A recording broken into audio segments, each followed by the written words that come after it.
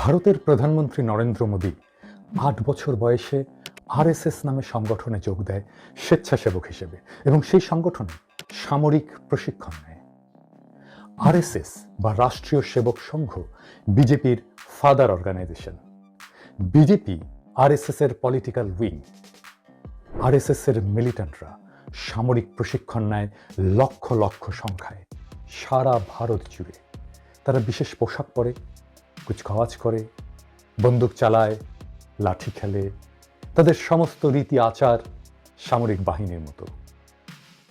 এই আরএসএস হিন্দু ধর্মান্ধদের এমন একটি দল যা 1920 সাল থেকে ভারতকে হিন্দু সংখ্যাগরিষ্ঠ রাষ্ট্র করে গড়ে তোলার গোলওয়ালকারের স্বপ্নকে পুনরুজ্জীবিত করার জন্য হিন্দুত্ববাদী উদ্দেশ্য নিয়ে প্রতিষ্ঠিত হয়।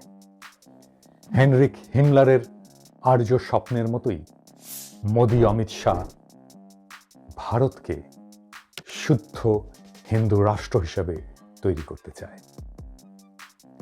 হিটলারের জাতীয় সমাজতান্ত্রিক জার্মান ওয়ার্কার্স পার্টির অনুসারী ভারতের ক্ষমতাসীন বিজেপি দলটির সংস্কৃতি এবং গোপন রাজনৈতিক লক্ষ্যগুলি পরিচালিত হয় নাজি রাজনীতির অনুসরণে। আমেরিকান ঐতিহাসিক স্ট্যানলি পেইন বলেছেন, রেসিস্ট আরএসএস এর মতাদর্শই হচ্ছে ফ্যাসিজমের ভারতীয় ভ্যারিয়েন্ট, যেখানে সংখ্যালঘুদের কোনো স্পেস নেই। আরএসএস এর প্রধান মোহন ভাগবত বলেছেন, বন্য কুকুরদের থেকে সতর্ক থাকুন। হিন্দুদের অবশ্যই ঐক্যবদ্ধ হতে হবে যেন বন্য কুকুরদের থেকে নিজেদেরকে রক্ষা করতে পারে। বন্য কুকুর বলতে তিনি কাদের বুঝাতে চাচ্ছেন সেটা নিশ্চয়ই বুঝতে পারছেন। এমনকি গোলওয়ালকার হলোকাস্টকে রেফার করে বলেছিলেন, জাতীয় পরিশুদ্ধির জন্য জার্মানরা তাদের দেশ থেকে সেমেটিক জাতি ইহুদিদেরকে ছেটিয়ে বিদায় করে পৃথিবীকে স্তম্ভিত করলেও জার্মানরা দেখিয়েছে ভিন্ন সংস্কৃতিকে কেন জাতীয় সংস্কৃতিতে আত্মীকৃত করে নেওয়া সম্ভব নয়। জার্মানির এই শিক্ষা থেকে হিন্দুস্থানের অনেক কিছু শেখার আছে। তিনি স্পষ্টতই বলতে চাচ্ছেন, মুসলমানদের ভারতে কোনো স্থান নেই। এই আরএসএস প্রতিষ্ঠিত হয়েছিল 1920 সালে, যখন জার্মানিতে হিটলার তার বই মাইন ক্যাম্প বা আমার সংগ্রাম প্রকাশ করেছিলেন। এবং একই সাথে হিটলার আরএসএস এর মতোই একটা সংগঠন তৈরি করেন। তার নাম ছিল এসএস। এই নাৎসি সংগঠন ভারতীয় উপমহাদেশে প্রথম নিয়ে আসে এই নরেন্দ্র মোদী দল। নরেন্দ্র মোদী এই আরএসএস এর একজন কর্মী, একজন সংগঠক, একজন মিলিট্যান্ট বা জঙ্গি ছিল। শুধু মোদীই নয়, অমিত শাহ সেই আরএসএস এর একজন মিলিট্যান্ট, একজন সদস্য ছিল। ওরা অবশ্য বলে প্রচারক, তার মানে আরএসএস এর হোল টাইমার, যাদের সংগঠনই ভাতা দেয়। এই আরএসএস এর রাজনৈতিক উইং হিসেবে প্রথম 1951 সালে ভারতীয় জনসংঘ প্রতিষ্ঠিত হয় এবং এটা প্রতিষ্ঠা করেছিলেন পশ্চিমবঙ্গের হিন্দুত্ববাদী নেতা শ্যামাপ্রসাদ মুখার্জি। এটা পরবর্তীতে জনতা পার্টির সাথে মার্জ হয়ে ভারতীয় জনতা পার্টি বা বিজেপি হয়। ভারতীয় জনতা পার্টির অন্যতম প্রধান নেতা নরেন্দ্র মোদী। ইনফ্যাক্ট ভারতীয় জনতা পার্টি বা বিজেপি পলিটিক্যাল ফেস হচ্ছেন নরেন্দ্র মোদী, গ্লোবাল ফেস। মোদী কিভাবে আজকের নরেন্দ্র মোদী এবং ভারতের প্রধানমন্ত্রী হয়ে উঠল, সেই জার্নিটা খুব বেশি দিনের নয়। 2001 সাল থেকে মোদীর উত্থান মাত্র 20 বছর আগের কথা। নরেন্দ্র মোদী তখনও গুজরাটের নির্বাচিত কোনো সংসদ সদস্য নয়। 2001 সালে গুজরাটের একটা নির্বাচিত পলিটিক্যাল অ্যাসেম্বলি ছিল। এই নির্বাচিত পলিটিক্যাল অ্যাসেম্বলিতে গুজরাটের মুখ্যমন্ত্রী হিসেবে দায়িত্ব পালন করছিলেন বিজেপির আরেক নেতা কেশুভাই প্যাটেল। কেশুভাই প্যাটেল একজন খুবই জনপ্রিয় রাজনৈতিক নেতা ছিলেন। তিনি গত বছর মারা গেছেন। এই কেশুভাই প্যাটেলকে বিজেপির কেন্দ্রীয় সরকার বরখাস্ত করে এবং এই নরেন্দ্র মোদীকে, যে তখনও কোনো সংসদ সদস্য নয়, কোনো নির্বাচিত সদস্যও নয়, তাকে গুজরাটের মুখ্যমন্ত্রী হিসেবে নিয়োগ দেয়। নরেন্দ্র মোদী গুজরাটের মুখ্যমন্ত্রী হয়ে নিয়োগ পাওয়ার 5 মাসের মধ্যেই গোধরা বলে একটা জায়গায় একটা ট্রেনে রহস্যজনক আগুনে কিছু হিন্দু তীর্থযাত্রীর মর্মান্তিক মৃত্যু হয়। তখনও জানা যায়নি এই আগুনটা কে দিয়েছিল, কিন্তু তারপরেই দোজখ নেমে আসে গুজরাটের মুসলমানদের উপরে। ছাপানো ভোটার লিস্ট হাতে নিয়ে মুসলমানদের বাসা, ব্যবসা প্রতিষ্ঠান সহ শিশু থেকে বৃদ্ধ পর্যন্ত, এমনকি গর্ভবতী নারী পর্যন্ত সিস্টেমিক জেনোসাইড বা পরিকল্পিত গণহত্যার শিকার হয়। এমনকি গর্ভবতী নারীদের পেট চিরে ভূমিষ্ঠ হয়নি এমন শিশুদেরকেও হত্যা করা হয়। নরেন্দ্র মোদী তখন গুজরাটের মুখ্যমন্ত্রী। গধরা হত্যাকাণ্ডের পরদিন থেকে গুজরাটে যে তাণ্ডব শুরু হয় তার নাম দাঙ্গা নয়, তা একটি সম্প্রদায়কে সম্পূর্ণ বিলোপের পরিকল্পনা।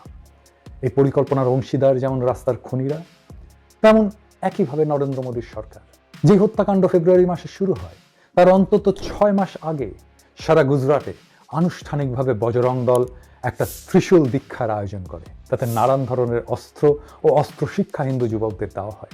এটা বুঝে নেওয়া সহজ যে কেন সেই সময় এই অস্ত্র এবং অস্ত্র শিক্ষা দেওয়া হয়েছিল, কোন ঘটনার জন্য তাদেরকে প্রস্তুত করা হচ্ছিল।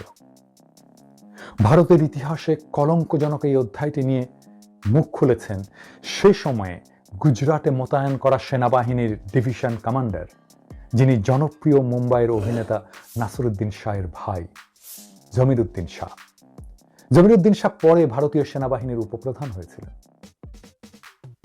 তিনি একটা বই লিখেছেন দ্য সরকারি মুসলমান নামে।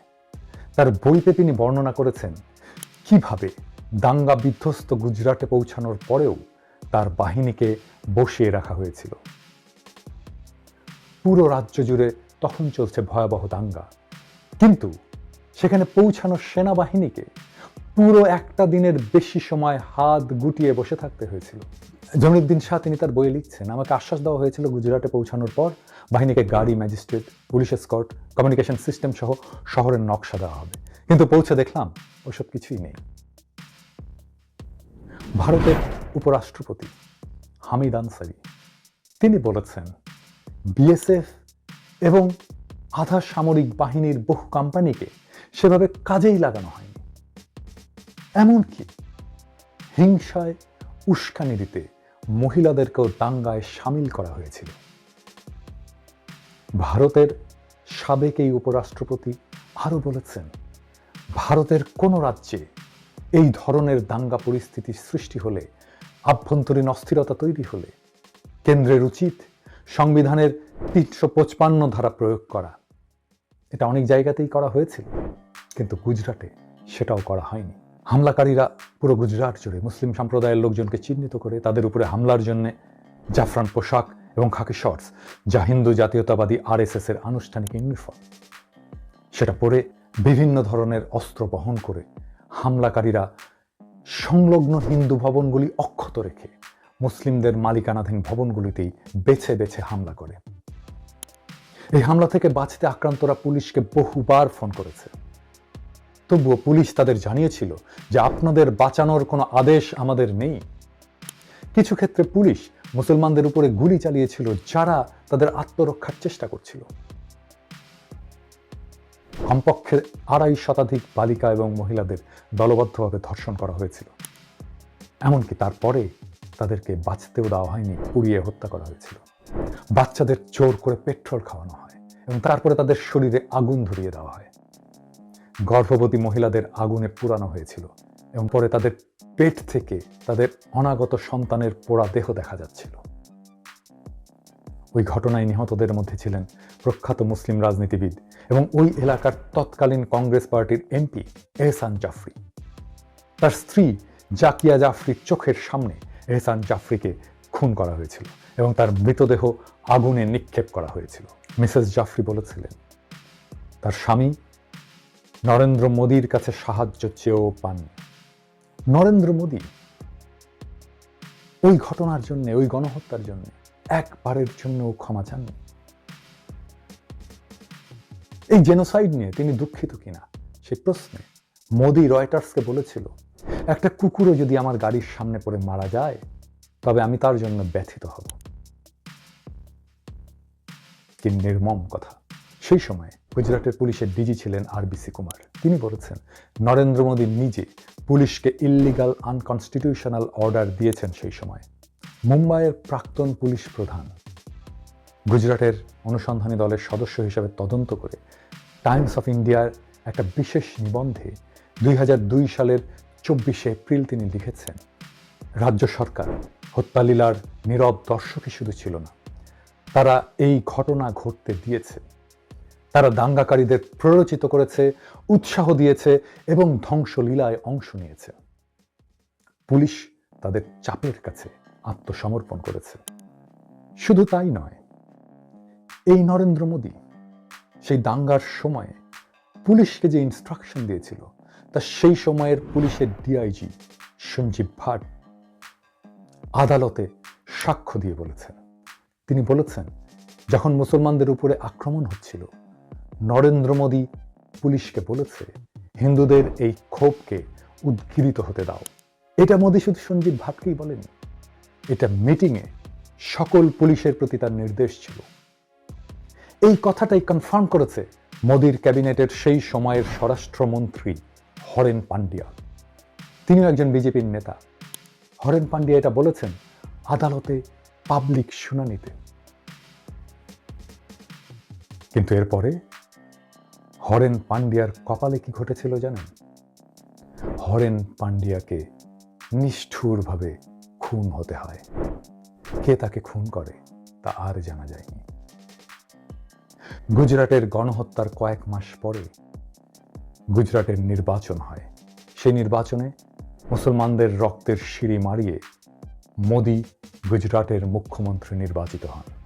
এই নরেন্দ্র মোদীর গুজরাটের মুখ্যমন্ত্রী নির্বাচিত হওয়াটা একটা পরিকল্পিত ঘটনা। যে একজন সংসদ সদস্য না, তাকে এই কয়েক মাসের মধ্যে গুজরাটের মুখ্যমন্ত্রী হিসাবে গড়ে তোলার জন্য একটা বিশাল মহাপরিকল্পনা করা হয়েছিল। এবং সেই পরিকল্পনাতে শুধু মুসলমানের রক্তই নয়, তার নিজের দল বিজেপির, তার নিজের ক্যাবিনেটের নেতা হরেন পান্ডিয়াকেও খুন হয়ে যেতে হয়েছিল। মোদীর উত্থান এই ভারতীয় উপমহাদেশে যে ধারাবাহিক হিংসা, রক্তপাত আর অস্থিরতা তৈরি করেছে, তার অবসান কবে হবে কে জানে। আমরা শুধু সময়ের কাছে, কালের কাছে আমাদের ফরিয়াদ জানিয়ে গেলাম।